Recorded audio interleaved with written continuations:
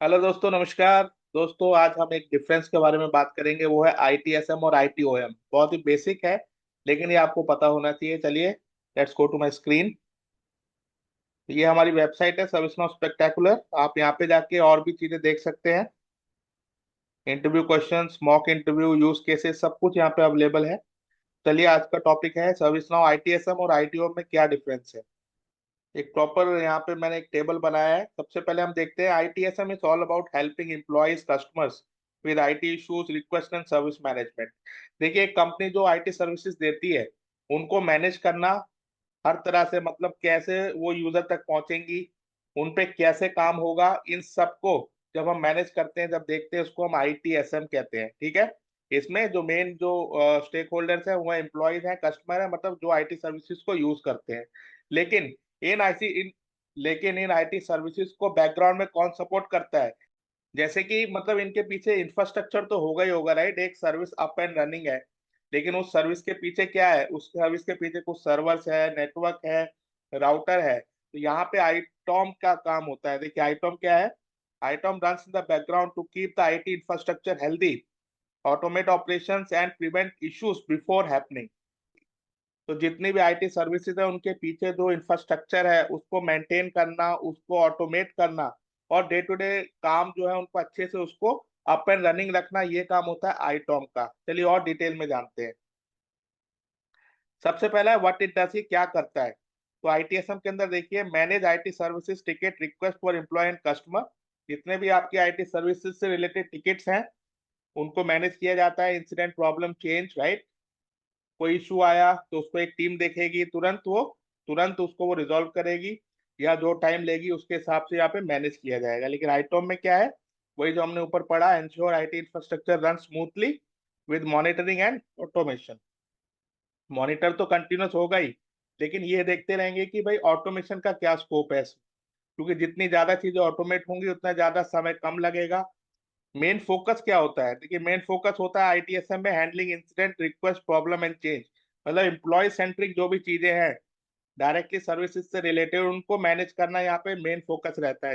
जबकि आईटॉम के अंदर आप देखिए, automating IT operations, monitoring issues and trouble shoot proactively. मतलब समय से पहले ही हम इशू का पता लगा लें और उसको जल्दी से जल्दी रिजॉल्व करें, ताकि जो आईटी इंफ्रास्ट्रक्चर है वो हमेशा सही रहे, मॉनिटर्ड रहे और अप टू डेट रहे, जिससे कि जो इसकी एसोसिएटेड आईटी सर्विसेज है वो अप एंड रनिंग रहे। तो दोनों रिलेटेड हैं, लेकिन एक फेसिंग है, कस्टमर फेसिंग, जिसको हम कहेंगे आईटीएसएम, या फिर एम्प्लॉय फेसिंग, जबकि दूसरा एक बैकएंड है, एक सपोर्ट है। इसके बिना ये काम नहीं कर सकता, ये तो आप समझ चुके होंगे।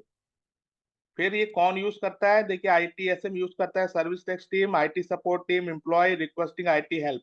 तो जो भी लोग आईटी हेल्प, आईटी सर्विसेज को यूज करते हैं, वही आईटीएसएम को यूज करते हैं। अलग अलग तरीके से इसको यूज किया जाता है। जैसे कि पोर्टल होगा, वहां पे आप इंसिडेंट, प्रॉब्लम, चेंज या भी कोई रिक्वेस्ट है वो जा सकते हैं। ठीक है। सर्विस कैटलॉग आपको पता ही है, तो ये आईटीएसएम के अंदर आता है। जबकि आईटॉम को यूज कौन करता है? ऑपरेशंस टीम करती है, एडमिन करते हैं और नेटवर्क इंजीनियर्स करते हैं। मतलब यही लोग तो इंफ्रास्ट्रक्चर का ध्यान रखते हैं। तो वो कंटिन्यूअसली मॉनिटर करते रहते हैं और ऑटोमेशन का स्कोप देखते रहते हैं, जिससे कि सर्विसेज जो है, जो इंफ्रास्ट्रक्चर है, वो हमेशा अप टू डेट रहे, अप रहे, रनिंग रहे। अब इनके अंदर क्या क्या एप्लीकेशन या फीचर्स आते हैं, ये पता है, सिंपल है। इंसिडेंट, प्रॉब्लम, सब कुछ इसमें आ जाएगा। जबकि आईटॉम के अंदर हम जानते हैं डिस्कवरी होगा, सीएमडीबी होगा, event management, service mapping and automation. अगर आपने आईटॉम के बारे में थोड़ा बहुत आइडिया है, तो यही एप्लीकेशंस आपको उसके अंदर मिलती हैं। डिस्कवरी से क्या है? इंफ्रास्ट्रक्चर की सारी डिटेल एक जगह पे सीएमडीबी में रखी जाती है। हर सीआई का लाइफ साइकिल को मैनेज किया जाता है। इवेंट मैनेजमेंट, मतलब कहीं पे भी कोई इशू आया, तुरंत आईटी टीम या आईटी ऑपरेशंस टीम को नोटिफाई होता है और वो उस पर एक्शन लेते हैं। इसके साथ साथ मैपिंग होता है और ऑटोमेशन का स्कोप हमारा आगे बढ़ता है। इसके बाद हम आते हैं एग्जाम्पल्स पे। देखिए, यहाँ पे मैंने 5 एग्जाम्पल्स दिए हैं, बहुत ही अच्छे अच्छे एग्जाम्पल्स हैं। इनको आप आराम से देखिए। आप इस वेबसाइट पे जाइए, इस पेज पे जाइए, इसका लिंक मैं दे दूंगा। एक एग्जाम्पल हम यहाँ पे देखते हैं, एग्जाम्पल नंबर 2, जिसका है न्यू एम्प्लॉय ऑनबोर्डिंग। ठीक है। अब आईटीएसएम में इसको कैसे देखा जाएगा? A new employ request laptop and software through service catalogue के थ्रू वो आईटी सर्विस को एक्वायर करने की कोशिश करेगा, क्योंकि एम्प्लॉय है, वो नया है, उसको एक्सेस चाहिए, उसको लैपटॉप चाहिए। तो ये कहाँ पे जाएगा? सर्विस कैटलॉग में, कैटलॉग आइटम में जाके इसको वो रिक्वेस्ट करेगा। तो इसके बाद रिक्वेस्ट का अप्रूवल होगा, फुलफिलमेंट होगा, मतलब उसका वर्कफ्लो चलेगा, और फाइनली उसको वो चीजें मिल जाएंगी। और IT updates the change management record, और यूजर के पास क्या क्या चीजें वो अपडेट हो जाएंगी, ठीक है।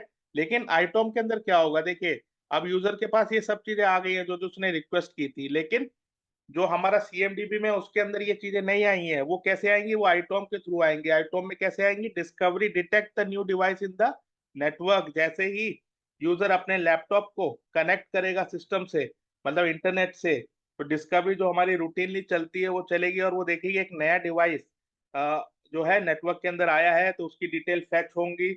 वो जाके जो है एसेट टेबल में या फिर सीएमडीबी टेबल में कहीं ना कहीं जाके स्टोर होंगी।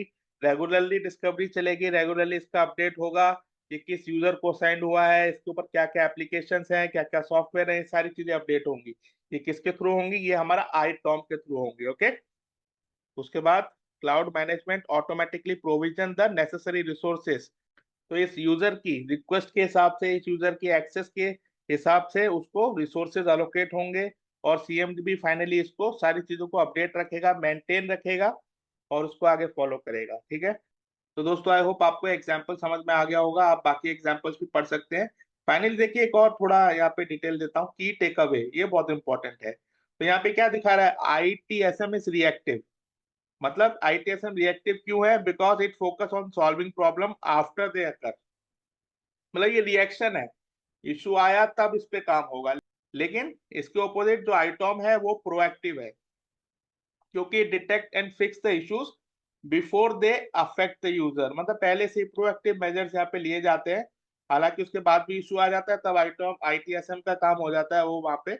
लेकिन आईटॉम का मेन जो फोकस यही है किसी भी कंपनी में, पहले से ही इश्यूज का हम पता लगा के रखें और उनको रिजॉल्व करें, ताकि जो हमारे आईटी सर्विसेज है जो कि इस इंफ्रास्ट्रक्चर पे डिपेंडेंट है, उनका 100% अप टाइम रहे। तो इसलिए हम आईटॉम को प्रोएक्टिव कहते हैं।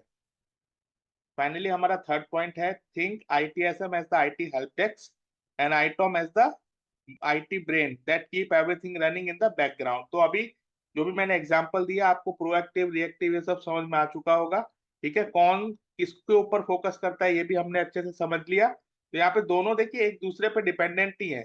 Both work together to improve IT efficiency. मतलब जो इंफॉर्मेशन टेक्नोलॉजी है, आईटी है, उसकी एफिशिएंसी को बढ़ाने का ही काम करता है। एक प्रोएक्टिवली कर रहा है, एक रिएक्टिवली कर रहा है। मतलब एक कोशिश कर रहा है कि इशू ना हो, दूसरा कह रहा है कि अगर इशू हो भी जाता है तो उसको जल्दी से जल्दी से अप किया जाए, उसको जल्दी से जल्दी यूजर को जो है डाउन टाइम नहीं आए, जिससे कि बिजनेस पे इम्पैक्ट नहीं आए, और जो हमारी सर्विसेज है वो चलती रहे और कंपनी पैसा छापती रहे, ठीक है। Visit to ServiceNow spectacular, I will provide the link in the description. Thank you so much, bye bye.